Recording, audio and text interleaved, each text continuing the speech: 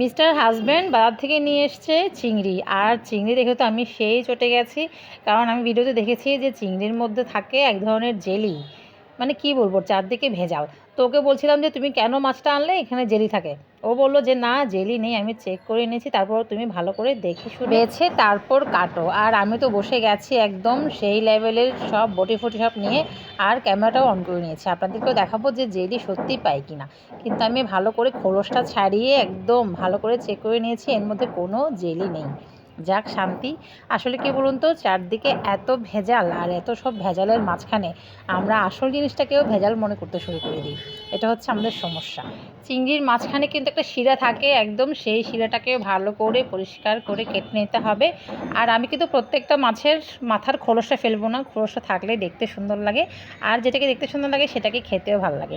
সব কটা চিংড়ি কেটে এখন টমেটো দিয়ে বেশি করে পেঁয়াজ দিয়ে একদম ঝাল ঝাল করে ভুনা করব, তারপর মজা করে চলবে আজকের ডিনারটা। চলুন, টাটা।